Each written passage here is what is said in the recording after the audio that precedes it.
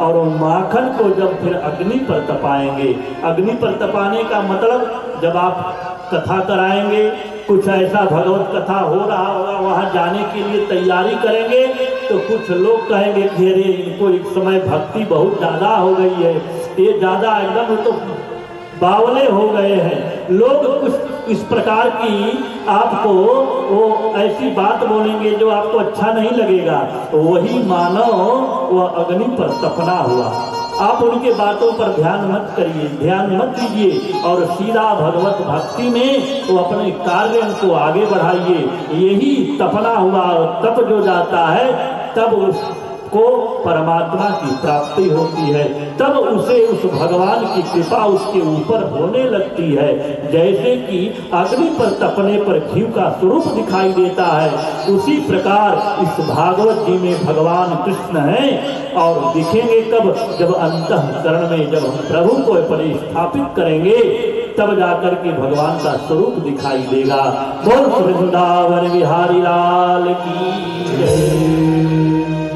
और इसलिए ये भागवत जी में स्वयं भगवान ने कहा भी है कि देखो, जब उद्धव जी गए और उद्धव जी ने जा करके कहा कि प्रभु अब तो आप जा रहे हैं अपने धराधाम को। जब प्रभु 125 वर्ष इस धराधाम पर लीला करने के बाद अपने उस धाम को जाने लगे, तो उद्धव जी आए और उद्धव जी ने कहा कि हे प्रभु आप जा रहे हो तो यहाँ लोगों की बुद्धि दुर्बुद्धि में बदल जाएगी, कलयुग आ रहा है, तो उनका कोई उपाय तो कर दीजिए। तो उन्होंने कहा कि देखो, मैं न कहीं जाता हूँ न आता हूँ, ये बात मन से निकाल दो। जहाँ पर मेरे भक्त प्रेम से मुझको पुकारते हैं मैं वहीं पर रहता हूँ। लेकिन फिर भी अगर तुम कह रहे हो उद्धव, तो ये जो वेद व्यास जी के द्वारा यह रचित ग्रंथ श्रीमद् भागवत है ना, उसी में अपने तेज को निहित करके मैं जा रहा हूँ।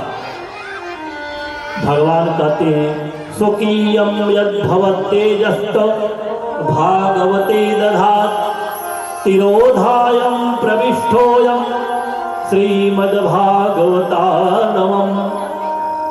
तिरोधायं भगवान स्वयं अपने तेज को उस भागवत जी में निहित करके अपने धराधाम को गए। इस तेज भगवान का इसमें है, ये कोई पुस्तक नहीं है, ये कोई एक साधारण ग्रंथ नहीं है, स्वयं भगवान कृष्ण है। इसीलिए लोग कहते हैं भागवत भगवान की जय। स्वयं भगवान विराजमान है, भगवान कृष्ण। इसीलिए यह भगवान का यह वांगमयी विग्रह है। तेनई वांगमयी प्रतिमूर्ति श्री हरि वर्धते, भगवान हरि ही इसमें विद्यमान है। और ऐसी दिव्य मंगलमयी कथा भगवान कहते हैं कि स्वर्ग में भी नहीं है। स्वर्ग में होता तो देवताओं को यहाँ आकर के सुखदेव जी से कथा नहीं सुनना पड़ता। न स्वर्ग में है न वैकुंठ में है। वैकुंठ में होता, भगवान स्वयं कहते हैं ना हम बसामी वैकुंठे ना योगी नाम हृदय न मद भक्ता यत्र गायन्ति तत्र तिष्ठामि नारद। जहाँ पर मेरे भक्त बैठ करके मेरा गुणानुवाद गाते हैं, श्रवण करते हैं, हे नारद मैं वहीं विद्यमान रहता हूँ, अप्रत्यक्ष रूप में रहता हूँ। और ब्रह्मलोक में भी नहीं प्रभु, क्योंकि अगर ब्रह्मलोक में यह कथा होती तो ब्रह्मा को भ्रम नहीं होता। कब भ्रम हुआ था?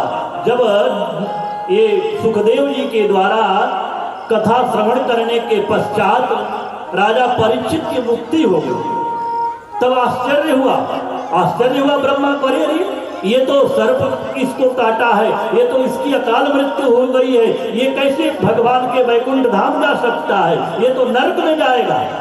कहा, किसी ने कहा दिया कि नहीं प्रभु, ये तो भागवत कथा का रसपान किए हैं, ये भागवत कथा श्रवण किए हैं। कहा कि भागवत कथा की इतनी महिमा कि ये जो अकाल मृत्यु होने वाला जिसकी मृत्यु हो गई है वह भी व्यक्ति भगवान के धाम को जाएगा। कहा हाँ, ये कैसे हो सकता है? और उस समय कहते हैं कि तुलाम बद्धा, उस समय सत्य लोगे तुलाम, बद्ध्वा तोलयस्याम धरान्यय। उस समय ब्रह्मा ने कहा कि नहीं नहीं, मैं नहीं मान सकता, इसकी अकाल मृत्यु हुई है, ये कैसे वैकुंठ धाम जा सकता है। तो तुलाम बद्धा, वो तराजू लेकर के आए और एक पलड़े पर सारे पुण्य के साधन रख दिए। वो एकादशी, व्रत, तप, पूजा, जितना पुण्य का साधन था वो रख दिया और एक तरफ ये श्रीमद् भागवत जी को रखा और एक तरफ रखा तो श्रीमद् भागवत जी का जो पलड़ा था जिसमें रखा गया श्रीमद् भागवत जी का जो यह ग्रंथ, वो पलड़ा भारी पड़ गया, वो तो नीचे ही रहा, सारे पुण्य हल्के पड़ गए। और उसी समय से आज ब्रह्मा ने हाथ जोड़ करके भागवत जी को प्रणाम किया, कहा कि ये साधारण ग्रंथ नहीं है, ये तेनई वांगमयी प्रतिमूर्ति श्री हरि वर्धते, भगवान विराजमान है। तो न वैकुंठ में यह कथा है, न ये शिवलोक में है और न ये ब्रह्मलोक में है, यह पृथ्वी पर ही है। यह दिव्य मंगलमयी भगवान की कथा, ऐसी दिव्य कथा हम लोगों को प्राप्त हुई है। तो इस कथा का श्रवण करने के लिए हम लोग उपस्थित हुए हैं और कहते हैं कि यह एक समय की बात है। सभी ऋषियों को सूत जी महाराज कह रहे, एक समय की बात है जब नारद जी पूरे इस पृथ्वी का भ्रमण करते करते वो बद्रिकाश्रम पहुंचते हैं। कहते हैं कि एकदा ही विशालायाम तत्वार ऋषयो हमराह सत्सर्गार्थम समायाता ददुसो तत्र नारदः। एक बार अपनी कर्मस्थली मान करके नारद जी इस पृथ्वी लोक पर आते हैं, क्योंकि ये सबकी कर्मस्थली है। यहाँ हम जो कर्म करेंगे वही भोग वहाँ भोगेंगे।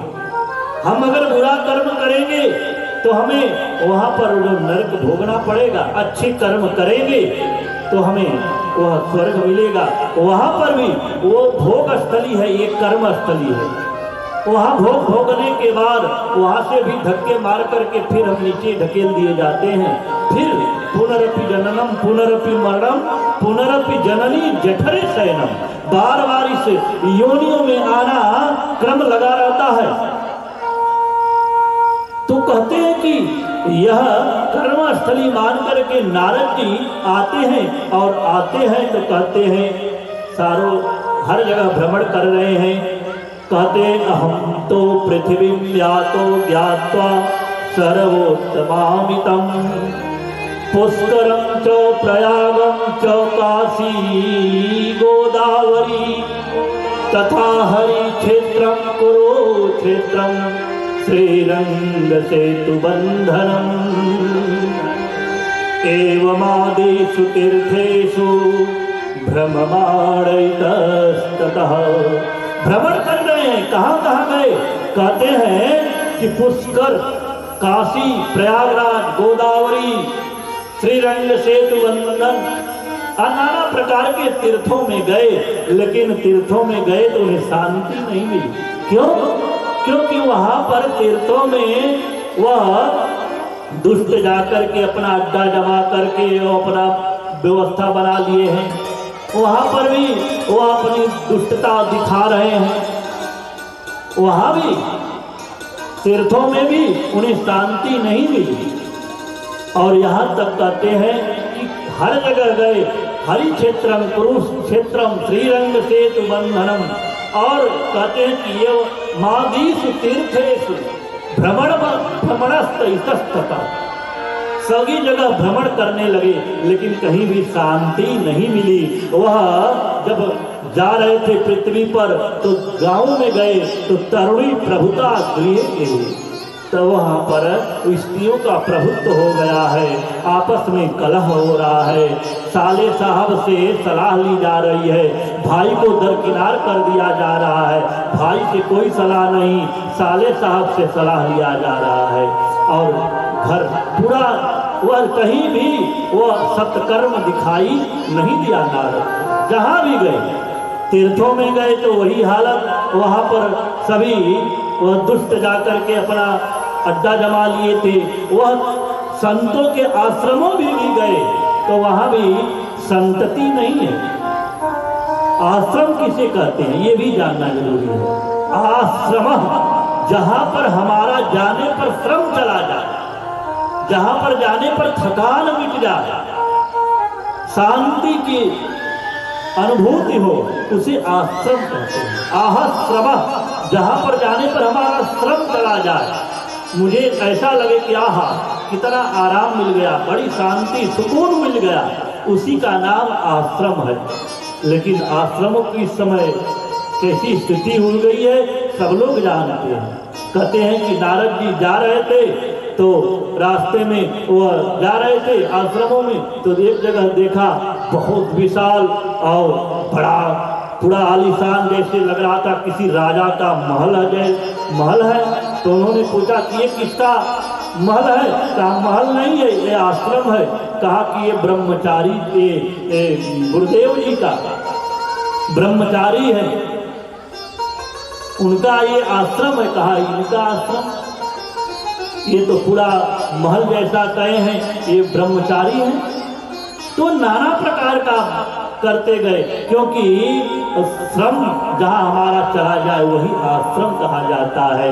लेकिन यहाँ पर तो आप सबसे ज़्यादा अगर कलह इस समय है तो आश्रमों में, घर का विवाद कम, कचहरी में आप देखेंगे तो ज़्यादा आश्रमों का विवाद इस समय चल रहा है।